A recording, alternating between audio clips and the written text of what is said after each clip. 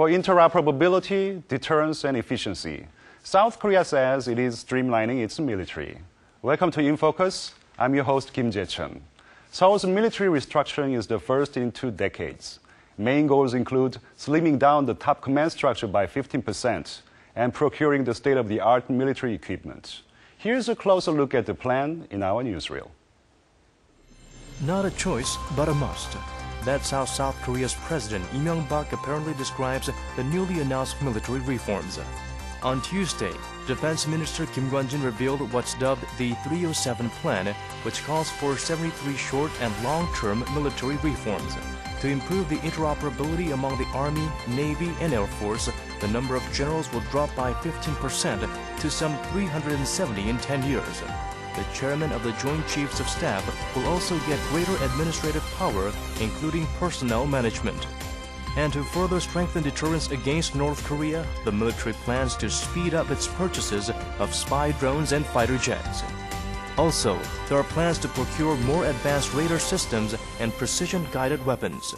In addition, a new command structure led by the Marines will be established to defend 5 frontline islands in the West Sea. It was in these waters last year that 2 deadly attacks attributed to the North occurred. In March, a suspected torpedo attack by the North sank a South Korean Navy vessel, drowning 46 sailors to death. 8 months later, Pyongyang fired shells at Yeonpyeong Island, killing 2 Marines and 2 civilians. Ever since the attacks, military modernization has become more of a priority for Seoul.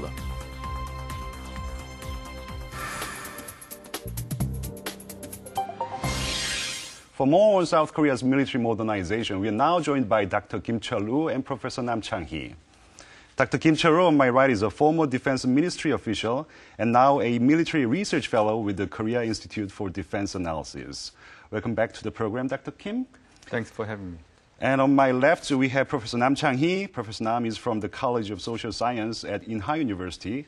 Thank you for joining us today, Professor Nam. Yeah, thank you. Okay, Professor Nam, South Korean Ministry of National Defense presented this military reform package with 73 short and long-term objectives. So we are looking at a very extensive list of reform objectives here. And we just heard some of the major points in our newsreel, but can you go over some of the major points that you found worth noting? Yes. The Ministry of National Defense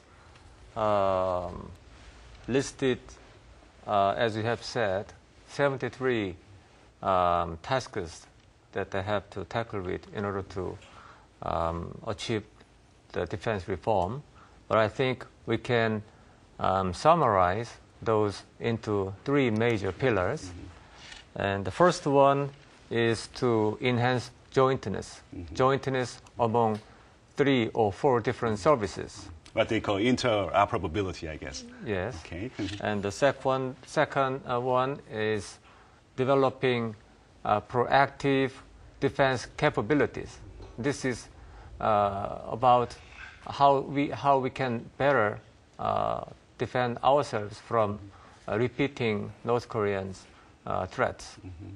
And the third pillar is to enhance efficiency. Mm-hmm. South Korea is already an aging society, mm-hmm. so we cannot afford to have ever-increasing defense budget. Mm-hmm. So we have to do something mm-hmm. to get rid of inefficient parts mm-hmm.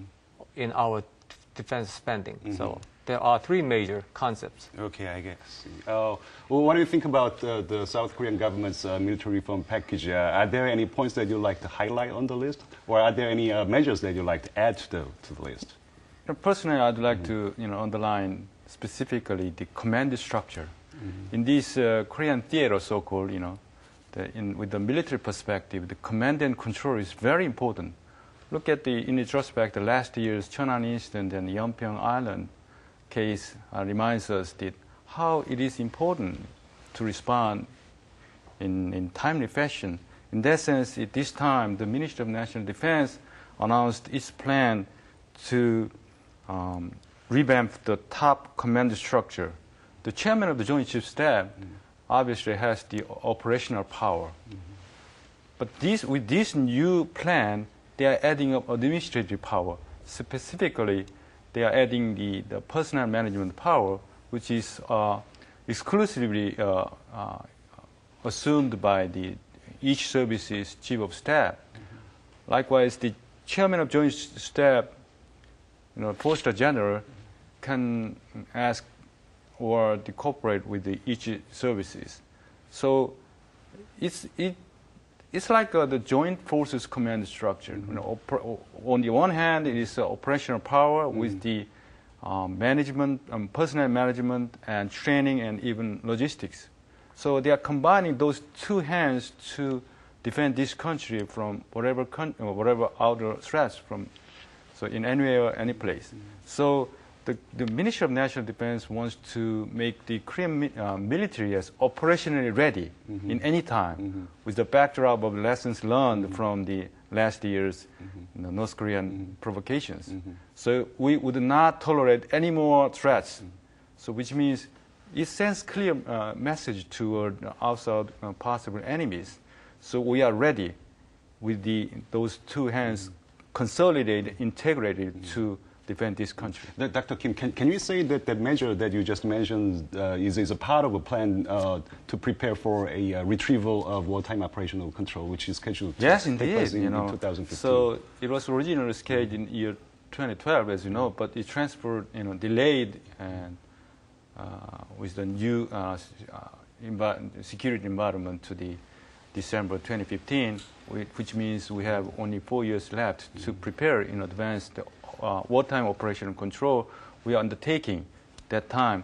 So which means the duly revamp and strengthen the authority of the chairman of Joint Chiefs of Staff exercise his full authority in terms of wartime operational control as well as peacetime operational or contingency operations in this Korean theater.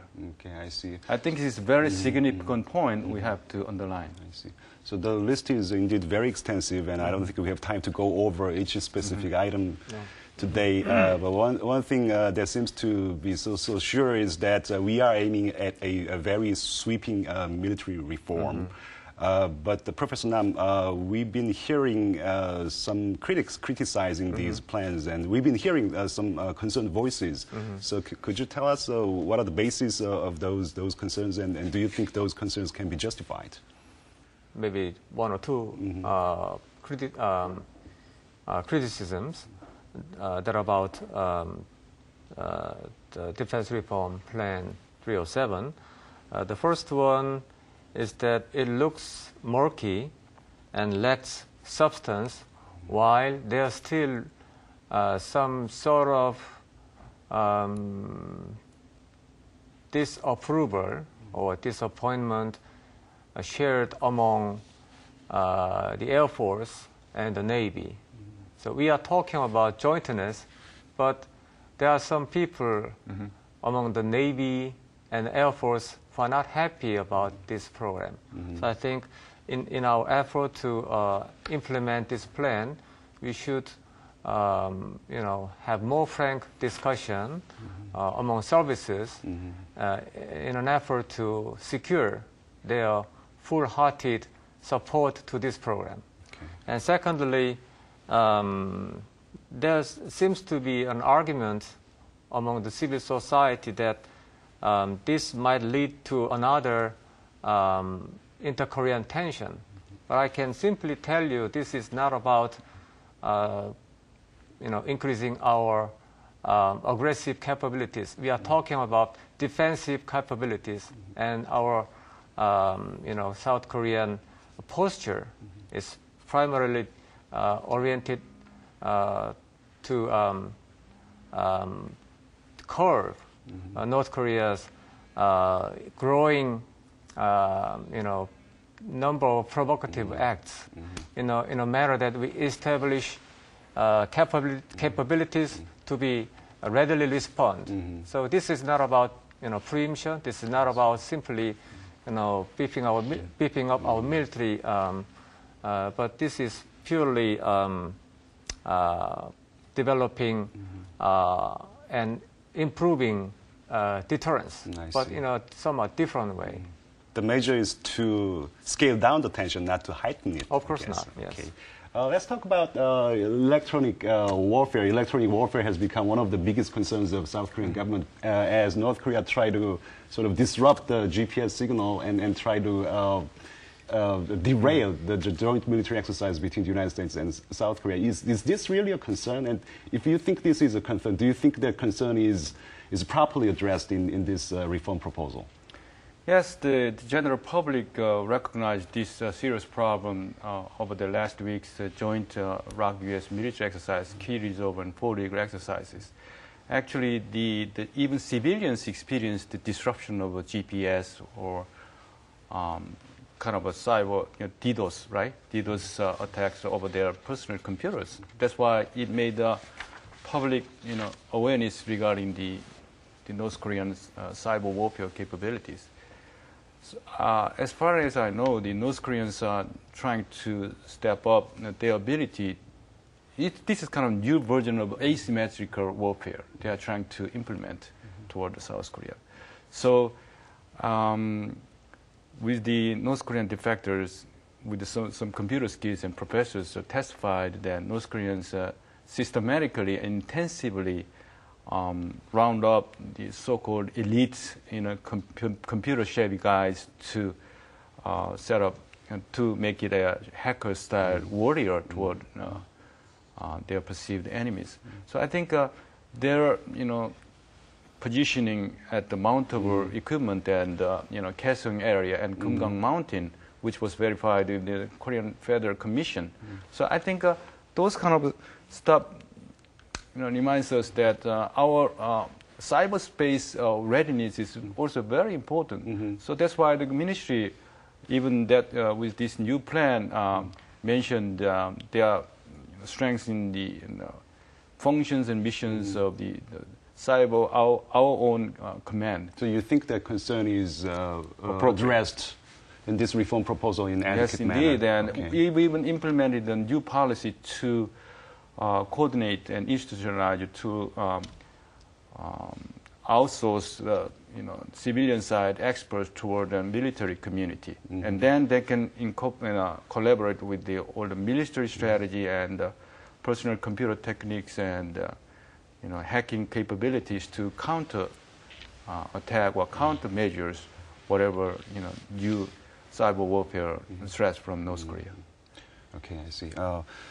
I hear some analysts complaining that this reform proposal projects North Korea as the major threat, major enemy. But what about China and Japan? China and Japan, they are also modernizing their respective militaries, so we should be preparing for this.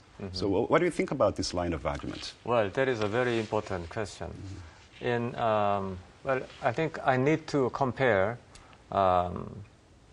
this 307 reform plan and the previous one, often dubbed Defense Reform 2020, that was developed during the Romian administration. To compare two different plans, I think this time, this plan is more focused on dealing with the immediate threats from North Korea. But the previous one was less concerned about the immediate threat, but more concerned about potential threat. You mentioned China. But because of the a bit explicit phrase they included in the previous defense reform, it caused some kind of concerns among our neighbors. But this time, I think we somehow try to avoid to face unwanted concerns raised by China. So in that sense, I think it was okay. But still, because China is a rising power, it is a friendly power to Korea. But there are some concerns in town that it might turn hostile someday. But at this time, I don't think Korea intends to prepare for hostile relations with China. But this plan, I think, can anytime change if Korea finds China might be a potential threat. I see. Let's talk about the viability of this military reform proposal. I'm sure that we'll be encountering a lot of difficulties or challenges, if you will, as we try to put these reform ideas into practices. So what will be the major challenges and how can we resolve them? I will start with the so-called, rhetorically speaking, the balanced development among 3 or 4 each services. So balanced is it, to keep the status quo of the prevailing army dominant structure, or the real balanced, development of each service, which means, comparatively speaking, Navy and Air Force and Marine Corps is strategically important, which has been proved by the last year's provocations. So the point is the conflicts of interest comes from budget. So with a limited amount of money, what is the most urgent and priority issue, right? So I think allocation priority and in terms of procuring weapon system, it takes a long time and multi-billion dollars, for one project. So the decision-making process within the newly set up Joint Chiefs of Staff and decision-making process and entailing, conflict in interest in terms of priority assessment. So the general public, Korean people wants to see an orchestrated, collaborative approach rather than self-service centered mindset. So we have to look at this issue with the new strategic mindset of national security first, and then each service benefits the second or third.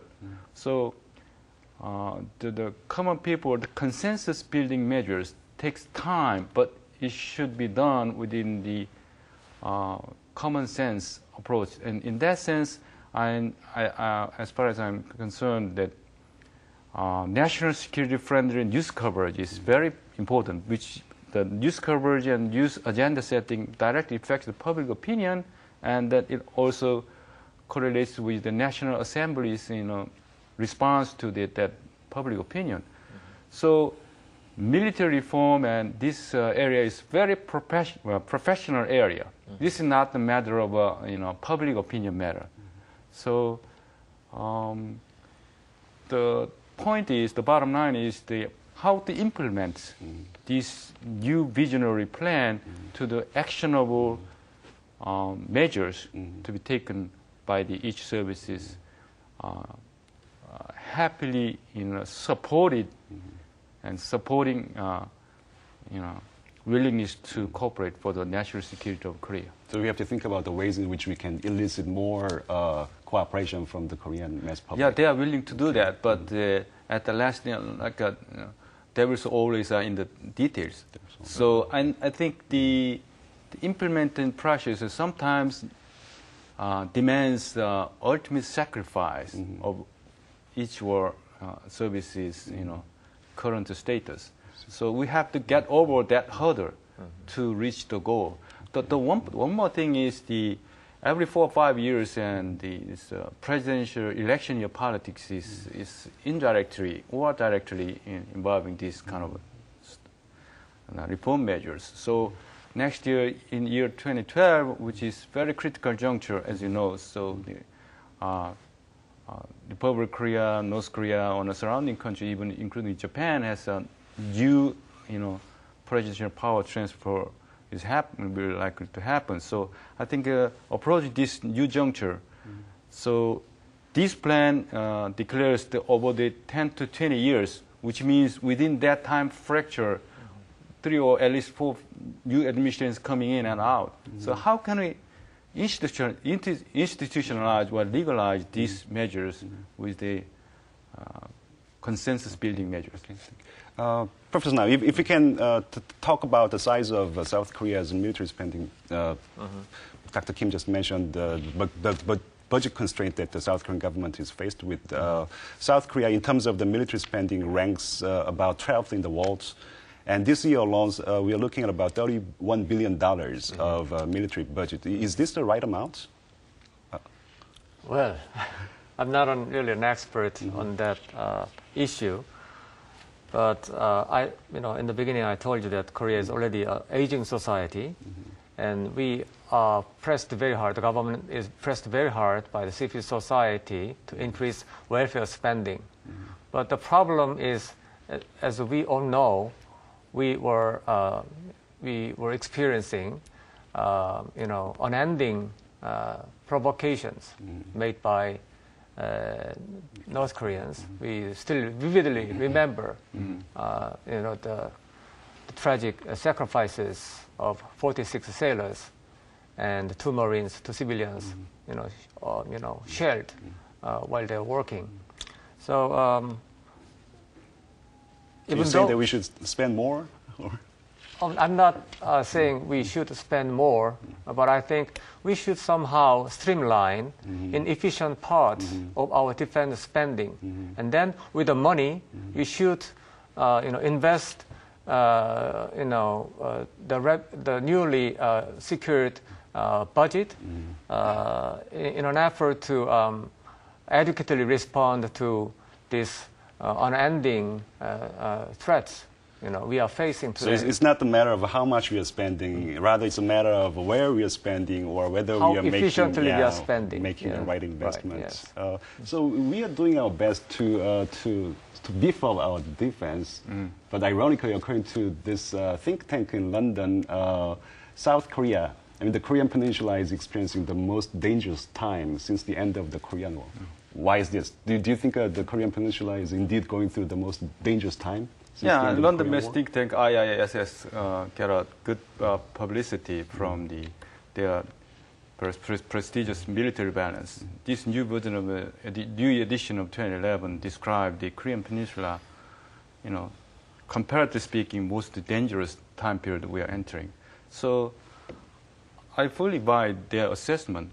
But the point is here is where comes that dangerous, danger itself, threats from North Korea, So North Korean society, North Korean regime is experiencing succession problem, economic problem, and even they are trying to get international community attention while with the provocative actions. So I think the dangerous or not is the general public's perception is one thing, like a think tank, the assessment is second thing, and third and most important thing is the top decision makers and reasonable measures to prevent those kind of danger. So I think presidents and the top opinion leaders and decision makers are very important at this juncture. That's why, yes, we can acknowledge some degree of danger, but we can also, in the other side of the coin, is we can deter the danger with the reasonable decision-making process and collaboration. So I think the assessment is right, but the point is where comes the dangerous status. So we should process this and assess this assessment with the due strategic mindset, how to cope with those dangerous stages. I think that's the point. Okay. Professor Nam, any final thoughts that you'd like to share with us today? Well, defense reform 307 is not an option. It is a must. So we got to do something, and we should get things done this time. Hopefully, I think three services fully agree to the plan. We have to implement, and in order to that, I think we need to have more frank and candid discussion. So I hopefully this time it will bring us some fruit. I hope. All right. Well, gentlemen, this is all for today's discussion.